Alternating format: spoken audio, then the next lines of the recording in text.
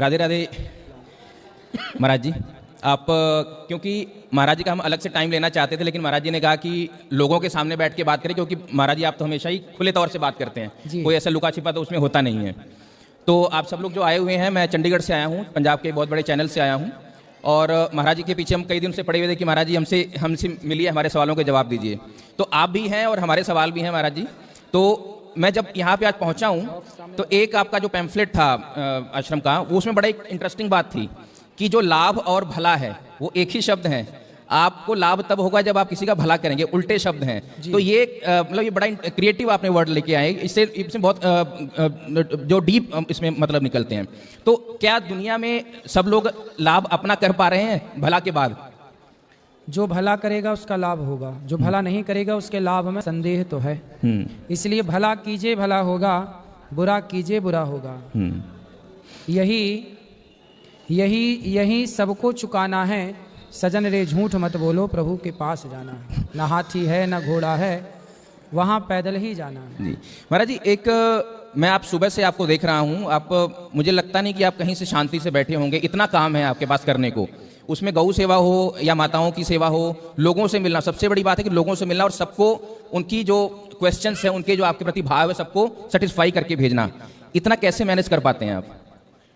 क्योंकि ये शरीर जो है ना, ये परोपकार के लिए भगवान ने भेजा है जी, सबकी सेवा के लिए भेजा है। इसलिए सबकी सेवा इस शरीर से बिहारी जी करा रहे हैं। तो वही शक्ति देते हैं और वही कार्य कराते हैं। करने कराने वाले भगवान हैं, हम और आप केवल निमित्त हैं, इससे ज़्यादा कुछ नहीं है।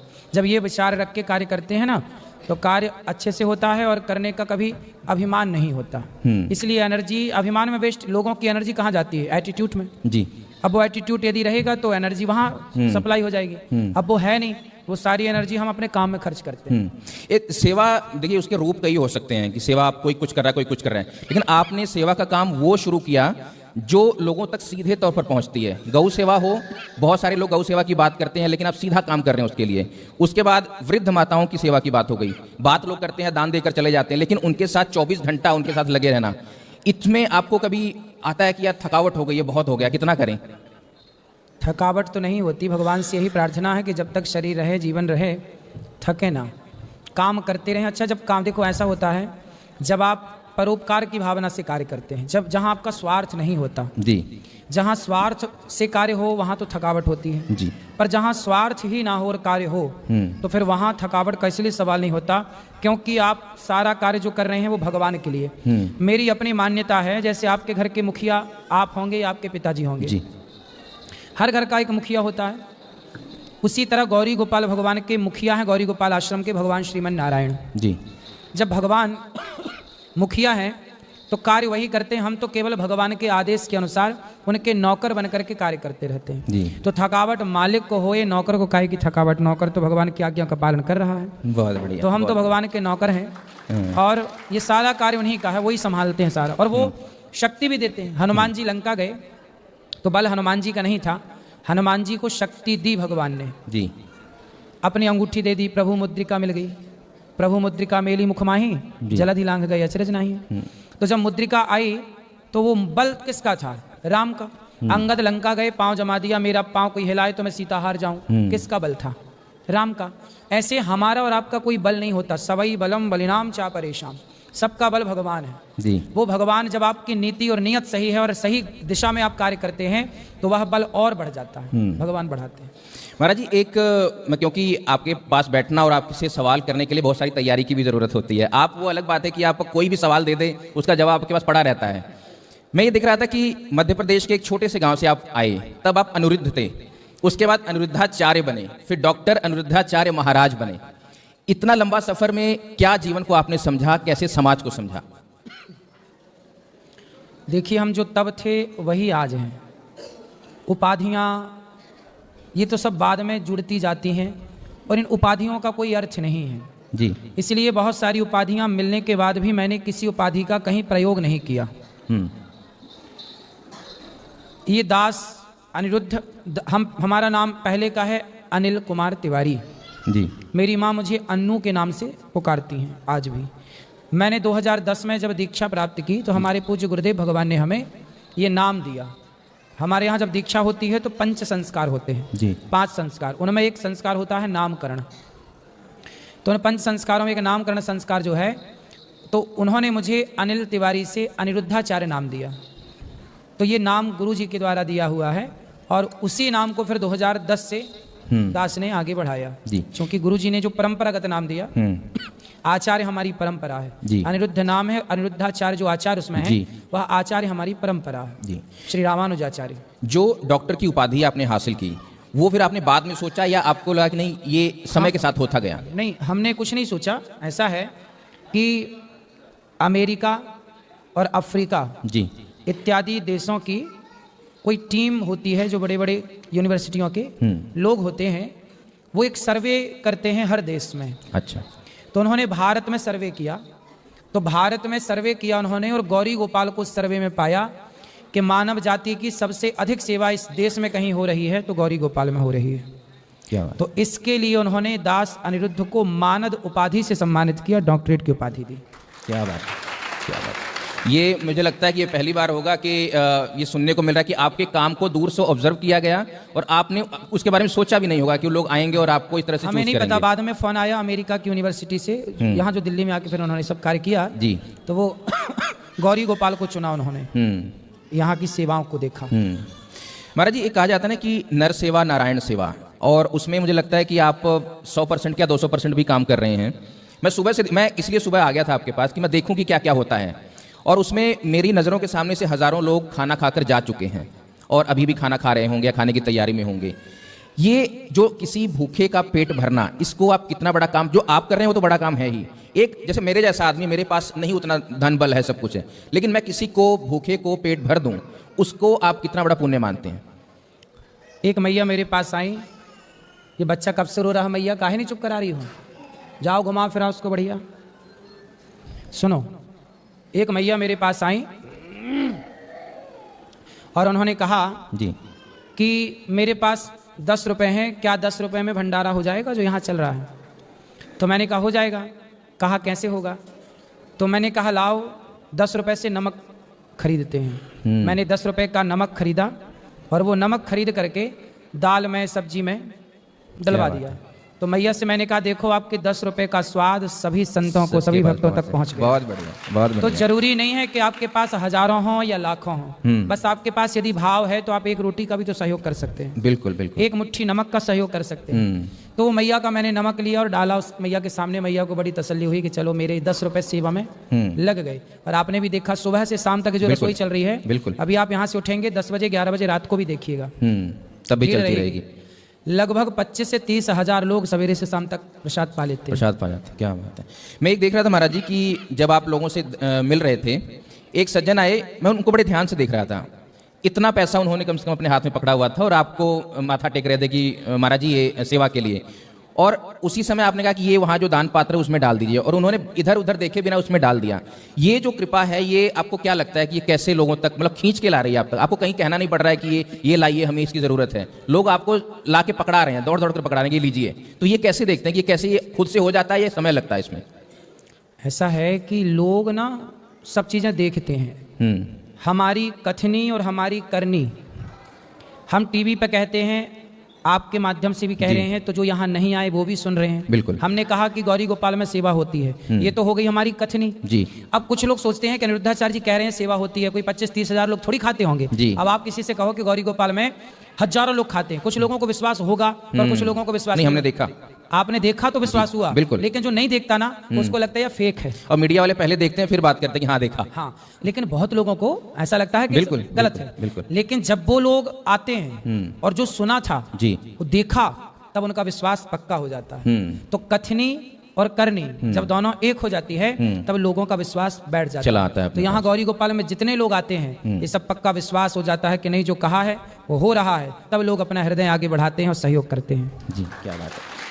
एक क्योंकि मैं सुबह से जब पूरा देख रहा था पूरा कैंपस, जो वृद्ध माताओं की सेवा है वो मैंने पहली बार देखा कि इस तरह से भी सेवा हो सकती है। उनको कोई भी समस्या ना हो और आराम से बैठी हैं और उनका सब जो भी उनकी कार्य हैं वो चल रहे हैं।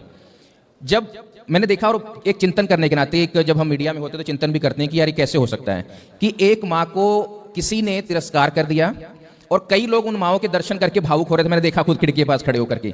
ये समाज को आप कैसे देखते हैं कि यार लोग माँ को बाहर निकाल रहे हैं और बहुत सारे दोस्त यार की माँ को की दर्शन हो जाए कि यार कहीं मेरी माँ उसमें दिख जाए। कई लोगों के लिए भी होगा कि माएँ नहीं होंगी या जिन्होंने गंवा दिया होगा। ये आपको तंग नहीं करता अंदर से कि ये कैसे हो रहा है? एक तरफ से तो मैं ऐसी सेवा आप कर रहे हैं जो सेवा करते हुए शायद आपके मन में एक भाव, एक दुख आता होगा कि मुझे ये भी सेवा करनी पड़ रही है।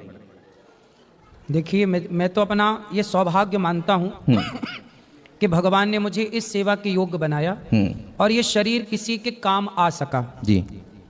माताओं को बच्चे घर से निकाल देते हैं, आपने यहाँ माताओं को देखा जी। अभी कुछ दिन पहले, एक हफ्ता भी अभी इस बात को नहीं हुआ, अभी कुछ दिन पहले यहाँ पर एक वृद्ध माँ की मृत्यु हो गई। अच्छा। चूँकि अति वृद्ध थी जी। और बुढ़ापे के बाद मृत्यु अंतिम सत्य है, तो हमने उनके बेटे को फ़ोन लगाया, एक बेटा और 2 बेटियाँ उनकी। जी। 20 दिन पहले से फ़ोन लगाना स्टार्ट कर दिया था कि अब अंतिम समय आ रहा है, आओ माँ से मिल लो, आखिरी दर्शन कर लो, आखिरी संवाद कर लो, बात कर लो। बेटे बेटियां मना करती रहीं, आखिरी जब फाइनली मृत्यु हुई तो हम लोगों ने फ़ोन लगाया कि आओ माँ चली गई, अंतिम दर्शन कर लो, कंधा दे दो माँ को। तो बेटे ने बेटियों ने साफ मना कर दिया, हमारे पास टाइम नहीं है, हम नहीं आ पाएंगे, आप कर दो सब।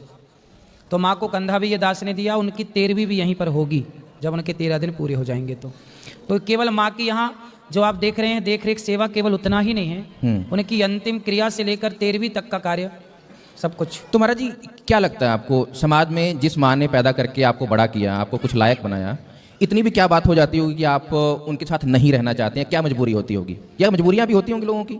देखो, मजबूरियां नहीं है, 2 रोटी की मजबूरी की बात नहीं मैं कह रहा हूँ। आप ठीक कह रहे हैं। बात ऐसी है ना कि बेटा मजबूर कैसे हो गया कि वो अपनी माँ को निकालने के लिए मजबूर हो गया। बात शुरू कहाँ से हुई, यहाँ हम जड़ में चलते हैं जी। और जड़ कहाँ से बिगड़ी, समाज कहाँ से बिगड़ा, उसका एक जीता जागता मैं उदाहरण दूं कि आज आपने अभी एक लड़के के बारे में सुना होगा जिसने अपनी माँ के लिए अश्लील शब्दों का प्रयोग किया। जी, उस पर भी मैं आऊँगा। उस शो के बाद से मैं आपको उस बात पे बाद में आएंगे, पहले मैं जो आपके प्रश्न का उत्तर वो दूं। उस लड़के ने अपनी माँ के लिए अश्लील शब्दों का प्रयोग किया। क्या ये उसकी गलती है या उसके संस्कारों की भी गलती है या उसके समाज की भी गलती है, जिस समाज में वो पला बढ़ा?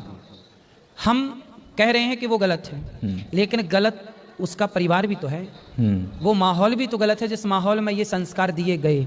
इसलिए माँ बाप यदि वृद्धाश्रम में जा रहे हैं तो क्यों जा रहे हैं, इसके लिए जिम्मेदार कौन है? हर वो माँ, हर वो पिता जो अपनी बेटियों को संस्कार नहीं दे रहा है। अब मैं आपको बेटियों पे क्यों आया, क्योंकि आजकल की बहुएं ये शर्त रखती हैं, यहाँ जितनी वृद्ध माँ है ना उनमें 90% माएँ ऐसी हैं जिनकी बहू ने शर्त रखी अपने बेटे से, मतलब अपने पति से, पति से कहा, पत्नी ने या तो अपनी माँ को रखो या तो हमें रखो। जब पत्नी ये शर्त रख देगी कि आप अपनी माँ को रखो या मुझे रखो, तो फिर लड़का तो लड़का है, यौनी लंपट है, पत्नी का गुलाम है, तो वो पत्नी की बात सुन लेता है कि हम तेरे को नाराज नहीं करेंगे, माँ तो बूढ़ी होगी। पर बहुत सारे लड़के इस बात से एग्री करेंगे आपसे? नहीं, 10% छोड़ दीजिए आप, 20% छोड़ दीजिए। 20% तो अच्छे लोग हैं समाज में, लेकिन बहुत सारी स्त्रियां अपने पति से शर्त रखती हैं। ये बात मैं नहीं कहता, खुद माँ आके यहाँ मंच में बताती हैं कि भाई मेरी बहू ने कहा, बेटे से कहा, पत्नी ने कहा। एक लड़का मेरे पास आया यहाँ पर जी, ये ऑन रिकॉर्ड लाइव चल रही थी कथा में, आ गया एक लड़का अपनी माँ को लेकर, बोला महाराज जी मेरी माँ को रख लो। मैंने कहा रख लूंगा, पर तुम क्यों नहीं रखते? तो बोला कि मेरी पत्नी और मेरी माँ की बनती नहीं है। तो मैंने कहा पत्नी की नहीं बनती तो पत्नी को लाओ ना वृद्धाश्रम, माँ को तुम रखो। बोले मैं पत्नी के बिना कैसे रहूंगा, कैसे छोड़ूं पत्नी को? तो पत्नी नहीं छूट रही है, नहीं छोड़ना भी नहीं चाहिए। गृहस्थ में ऐसे बैलेंस बनाओ कि पत्नी भी खुश रहे और माँ भी खुश रहे, क्योंकि दोनों ही जिम्मेदारी एक मर्द की है, एक पुरुष की है। तो आप दोनों को संभाल के रखिए। तो कुल मिलाकर मैं ये बात इसलिए कह रहा हूं कि हर पिता, हर माँ अपनी बेटी को ये सिखाएं कि बेटी सास तुम्हारी माँ है, ससुर तुम्हारा पिता है। यदि हर बेटी अपने बूढ़े सास ससुर की 2 बातें, क्योंकि बुढ़ापे में ना आदमी चिड़चिड़ा हो जाता है, बुढ़ापे में ना बोलता बहुत है फिजूल का, तो आपको लगता है बुरा कि अरे बुढ़िया तो बोलती रहती है, लेकिन ये संस्कार बेटियों को देना चाहिए कि बेटा बुढ़ापे में तुम्हारे सास ससुर ऐसे हो जाएंगे, कुछ बातें कहें तो नजरअंदाज कर देना, इग्नोर कर देना उनकी बातों को। ये मतलब नहीं कि आप घर से निकाल ही बाहर और घर से निकालना अचानक नहीं होता है, वो पूरा सिस्टम काम करता है तो उसके पीछे। उसमें पुरुष की गलतियां हैं। हम तो स्त्री को गलत नहीं ठहरा रहे हैं, हम तो एक वाक्य बता रहे हैं कि जो समाज में घटनाएं घट रही हैं। लेकिन गलती स्त्री की तो कितनी है वो भगवान जाने, पर गलती कहते ना अपना ही सिक्का खोटा हो तो दूसरों पे क्या दोष दें। तो बेटे की गलती मानी जाएगी क्योंकि तुमने पत्नी की बात मान के माँ को घर से निकाल दिया। अपराधी तो तुम दोनों हो गए। अब किसका अपराध ज्यादा है किसका कम है ये तो ईश्वर तय करेंगे। लेकिन जो समाज में मैं देख रहा हूं उसका सबसे बड़ा कारण यह है वृद्धाश्रम में माओ के आने का या पिताओं के आने का, कि आज की जो पीढ़ी है, चाहे लड़की हो या लड़का, पत्नी हो या पति, ये ना बर्दाश्त नहीं करना चाहते, सुनना नहीं चाहते कुछ। तो थोड़ा सा सुनना पड़ता है ना, बूढ़े हैं कुछ बोलेंगे, चिड़चिड़ापन बुढ़ापे का एक दोष होता है कि बुढ़ापे में आदमी चिड़चिड़ा हो जाता है। महाराज जी यहाँ पर एक सवाल और भी बनता है कि आपने कहा कि लड़कों की इसमें या जो पुरुष हैं उनकी कहीं ना कहीं मजबूरी या गलती भी होती है। जब ये आपकी बात सुनेंगे तो उनका अपना एक पक्ष होगा कि देखिए हम तो पिस रहे हैं, बहुत सारे लोग खड़े हैं और इस बात को महसूस भी कर रहे होंगे, हम तो पत्नी माँ और पिता के बीच में पिस रहे हैं। बिल्कुल तो उस पिसने के नाम पर वो ऐसे फैसले लेते जो लेना नहीं चाहते हैं। सही है। तो उससे कैसे बचे, क्योंकि आपके पास तो इन सवालों के जवाब होते हैं। सही है। ऐसा है ना कि पुरुष बेवजह पिसता है, ये बात सही। अब पत्नी की बात माने तो माँ से बुरा, और माँ की बात माने तो पत्नी से बुरा। तो कई पुरुष ना इस चक्रव्यूह में पड़कर उलझ जाते हैं, कोई निर्णय नहीं ले पाते।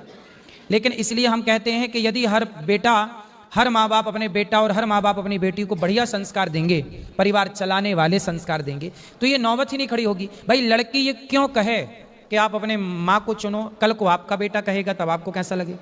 इसलिए पुरुष को धर्म संकट में ना डाला जाए। अच्छा देखो, पति का मतलब होता, पत्नी का मतलब होता है जो पतन होने से बचाए, ठीक है, पतन होने से बचाए। यदि आपका पति गलत कर रहा है जी, जैसे आपकी पत्नी ने कहा कि अपनी माँ को निकाल दो, यदि आपने अपनी माँ को निकाल दिया तो आप पाप के भागीदार बन जाएंगे। तो पत्नी का धर्म होता है कि वो अपने पति को समझाए कि आप अपनी माँ को न निकालिए वरना आप पाप के भागीदार बन जाएंगे। यदि आपने निकाल दिया पत्नी के कहने से या अपने मन से, चलो पत्नी ने नहीं कहा और फिर भी एक लड़के ने अपनी माँ को निकाल दिया, तो उस पत्नी का धर्म ये है कि वो समझाए कि माँ भगवान होती है। यदि आपने माँ को निकाला तो आप पाप के भागीदार बन जाएंगे और आप नरक जाएंगे। और पत्नी का धर्म है कि वो अपने पति को पतित होने से बचाए, उसी का नाम पत्नी है। जी महाराज जी, जब यहाँ की एक जी जाना है